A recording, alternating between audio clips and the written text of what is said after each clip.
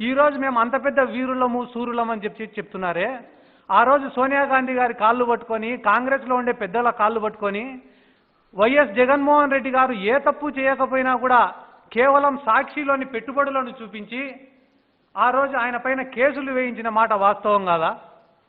ఆ రోజు మీరు ఎన్ని కుట్రలు పన్నినా కూడా ప్రజా కోర్టులో, ప్రజా న్యాయస్థానంలో జగన్మోహన్ రెడ్డి గారు గెలిచిన మాటను మర్చిపోయినారా? ఏ రకంగా బై ఎలక్షన్లు జరిగితే గాన 15 సీట్లు గెలిచినారు, 2014 ఎన్నికలు జరిగితే 67 సీట్లు గెలిచినారు, మళ్ళీ మొన్నటి ఎన్నికల్లో 151 సీట్లను గెలిచి ప్రజా న్యాయస్థానంలో గెలిచిన వ్యక్తి వైఎస్ జగన్మోహన్ రెడ్డి గారు. ఈరోజు మీరు మీ నీతి గురించి, నిజాయితీ గురించి మాట్లాడుతున్నారు కదా. నారా లోకేష్ గారికి కానీ, తెలుగుదేశం పార్టీకి కానీ, నారా చంద్రబాబు నాయుడు గారికి కానీ మీకు నేను చెప్పే సూటి ప్రశ్న ఒకటి, మీరు చేసిన స్కాములలో ఒక స్కామ్ని ఈరోజు బయట పెడుతున్నాం, దానికి మీరు సమాధానం చెప్పాల్సినటువంటి అవసరం కూడా ఉంది. 2014 నుండి 19కి సంబంధించిన పీరియడ్లో సిమెంట్స్ కంపెనీతో ఒప్పందం అని చెప్పి సిమెంట్స్ కంపెనీని వాడుకొని, ఆ పేరుని వాడుకొని 250 కోట్ల రూపాయలు మీరు దోచుకునే మాట వాస్తవం కాదా? 250 కోట్ల రూపాయల ప్రజా సొమ్మును, ప్రభుత్వ సొమ్మును సిమెంట్స్ కంపెనీతో ఒప్పందం అని చెప్పి 5-6 షెల్ కంపెనీలు ఓపెన్ చేసి ఆ కంపెనీలకు 250 కోట్ల రూపాయలను తరలించి ఆ డబ్బును మింగేసిన మాట వాస్తవం కాదా? ఈరోజు ఏ మీటింగ్ పెట్టినా కూడా జాదూ రెడ్డి జాదూ రెడ్డి జాదూ రెడ్డి అని చెప్పి అవహేళనగా మాట్లాడుతున్నావు కదా నారా లోకేష్. జాదు అనే పదానికి అర్థం మాయం చేయడం, మోసం చేయడం. ఈ 250 కోట్లు ఏ రకంగా మాయమైపోయినాయో ఒక్కసారి చెప్పు నారా లోకేష్. నువ్వు అనాల్సింది జాదూ రెడ్డి కాదు, జాదూ బాబు అను. దానికి కరెక్ట్గా మీ ఇద్దరు నాయనా కొడుకులు కూడా ఆప్ట్గా సరిపోతారని చెప్పి ఈ సందర్భంగా నేను తెలియజేసుకుంటూ, చంద్రబాబు నాయుడు ఏ రోజు కూడా నీతిపరుడు కాదు. ఎందుకు మీరు నిరూపించలేకపోతున్నారు చంద్రబాబు నాయుడు యొక్క అవినీతిని అంటే, మేము ఎప్పుడు ఆయన అవినీతిని, ఆయన చేసిన దోపిడీని నిరూపించాలని చెప్పి చూసినా ఆయన వెంటనే కోర్టుకు పోయి స్టేలు తీసుకొని వస్తున్నాడు. రాజధాని భూముల విషయంలో విచారణ అని చెప్తే పోయి స్టే తీసుకొని వచ్చినాడు. అచ్చెన్నాయుడుకు సంబంధించిన కుంభకోణం పైన విచారణ చేద్దామంటే అక్కడికి పోయి స్టే తీసుకొని వచ్చినాడు. ధూళిపాల నరేంద్రకు సంబంధించిన సంగం డైరీకి సంబంధించి విచారణ చేద్దామంటే స్టే తీసుకొని వచ్చినాడు. లక్ష్మీ పార్వతి గారు వాళ్ళు వేసిన చంద్రబాబు నాయుడు అక్రమ కేసుల పైన వేసిన పిటిషన్ పైన స్టే తీసుకొని వచ్చినాడు. విదేశీ పెట్టుబడుల పైన విచారణ చేద్దామంటే దాన్ని జరగనీయకుండా చేసినాడు.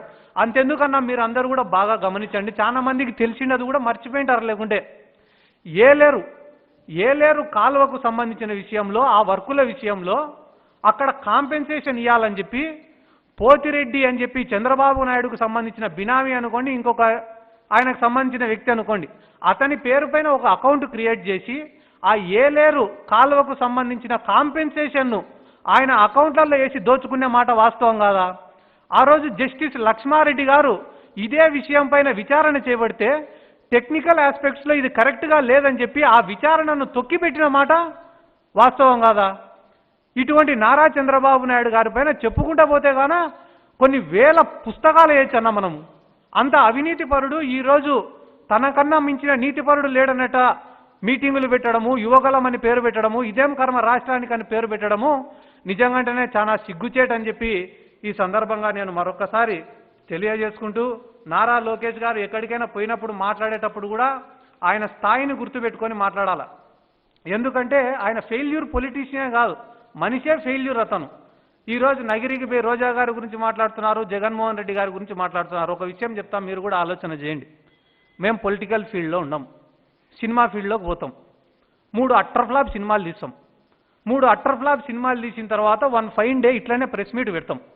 ప్రెస్ మీట్ పెట్టి ఎన్టీ రామారావుకి యాక్షన్ రాదు, నాగేశ్వరరావుకి యాక్టింగ్ రాదు, చిరంజీవికి యాక్టింగ్ రాదు అని చెప్పి నేను మాట్లాడినా అనుకో, రాష్ట్రంలో ఉండే ప్రజలందరూ కూడా ఏమెత్తి నవ్వుతారో నేను చెప్పకూడదు. వీడు తీసింది 3 సినిమాలు, 3 అట్టర్ఫ్లాప్ సినిమాలు, వీడు అంత పెద్ద యాక్టర్ల గురించి మాట్లాడతాడా అని అంటారు. ఎవరైనా అంటారు, అది సహజమే.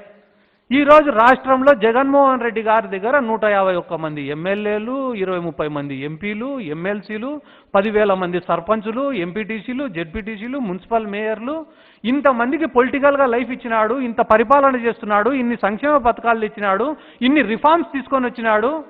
పెద్ద పెద్ద కంపెనీ ఓనర్లో రాష్ట్ర దేశవ్యాప్తంగా ఉండే ఎంతోమంది పొలిటికల్ లీడర్లు జగన్మోహన్ రెడ్డి గారి పరిపాలనను మెచ్చుకుంటుంటే ఈరోజు మంగళగిరిలో గెలిచలేని ఒక పనికిమాలినోడు వచ్చి జగన్మోహన్ రెడ్డి గారి పరిపాలన గురించి ఆయన రాజకీయం గురించి సర్టిఫికేట్ ఇచ్చేంత మొగోడా? మంగళగిరిలో గెలిచలేనివాడు ఈరోజు రాష్ట్ర వ్యాప్తంగా పాదయాత్ర చేసి తెలుగుదేశం పార్టీని అధికారంలోకి తీసుకొని వస్తాడంట. ఏ మనిషికైనా జీవితంలో కావాల్సింది అనుభవాలు కావాలా, సాధించిన విజయాలు కావాలా? ఈరోజు నగిరి కాన్స్టిట్యున్సీలోకి పోతే రోజా గారు 20 ఏళ్ళు 30 ఏళ్ళు సినిమా ఇండస్ట్రీలో నెంబర్ 1 ఆర్టిస్ట్గా పనిచేసినారు. ఆ తర్వాత వెండితెరకు మన బుల్లితెరకు వస్తే కానీ టెలివిజన్ షోస్లో రాణించినారు. పొలిటికల్గా 2 సార్లు ఓడిపోయినప్పటికీ మళ్ళీ 2 సార్లు కంటెస్ట్ చేసి ఎమ్మెల్యేగా గెలిచినారు. అదే తెలుగుదేశం పార్టీకి కూడా ఎంతగానో సేవ చేసినారు ఆర్కే రోజా గారు. అటువంటి రోజా గారిని ఒక మహిళని చూడకుండా వాళ్ళ ఇళ్లపైన దాడి చేసి ఈరోజు ఎగతాళిగా సర్కాస్టిక్గా మాట్లాడి నాకు ఇంత జ్ఞానం ఉంది అంత జ్ఞానం ఉందని చూపించుకుంటున్నావేమో నారా లోకేష్ గారు. నువ్వు మాట్లాడేది చాలా ఎబ్బెట్టుగా, డైజెస్ట్ చేసుకోలేని విధంగా మాకు కాదు మీ కార్యకర్తలకే ఉందని చెప్పి కూడా ఈ సందర్భంగా నేను తెలియజేసుకుంటూ, మా జగన్ సార్ ఈరోజు దేశంలోనే one of the most influential politician, రాజకీయ పరంగా కావచ్చు, ఆయనకున్నటువంటి కాంటాక్ట్స్ పరంగా కావచ్చు, ప్రజలలో ఆయనకున్న అభిమానం పరంగా కావచ్చు, ఈరోజు దేశంలోనే one of the most influential politician. అంత ఇన్ఫ్లుయెన్షియల్ పొలిటీషియన్ అయినప్పటికీ కూడా ఎప్పుడు కూడా నేల విడిచి సాగు చేయలే.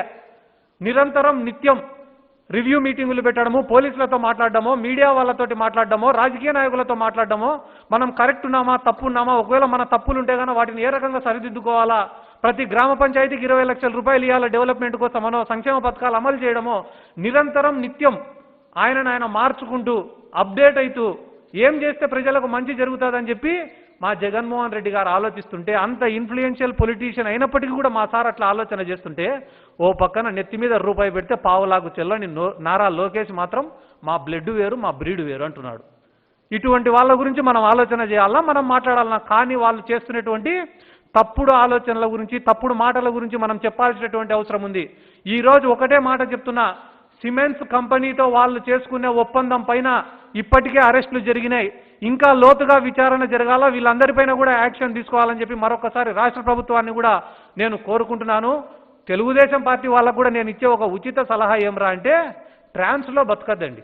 వాస్తవాలకు అనుగుణంగా బతికితే రేపు కాకుంటే ఇంకొక 10 ఏళ్ళకైనా కూడా మీకు భవిష్యత్తు ఉంటుంది తప్ప, తప్పుడు ప్రచారాలు చేసి వాటిని నిజంగా సృష్టించాలనుకుంటే మాత్రం రాష్ట్ర ప్రజలు నమ్మరని చెప్పి ఈ సందర్భంగా నేను మరొకసారి తెలియజేసుకుంటూ, ఎందుకంటే వాళ్ళు పొద్దున్న లేస్తేనే పోరాటాలు అంటారు. సమస్యలను వెలికి తీయడం పోరాటం కాదు, ఆ సమస్య పరిష్కారం కోసం కృషి చేయడం పోరాటం. ఈరోజు వాళ్ళు మిగతా యాక్టర్లు వచ్చి రాజకీయం చేసే వాళ్ళు కూడా ఒకసారి ఉద్దానం సమస్య గురించి మాట్లాడినారు. ఆ ఉద్దానం సమస్య గురించి మీరు మాట్లాడినారంతే, కానీ ఆ ఉద్దానం సమస్యకు పరిష్కారం తెలిపింది మా నాయకుడు వైఎస్ జగన్మోహన్ రెడ్డి గారు.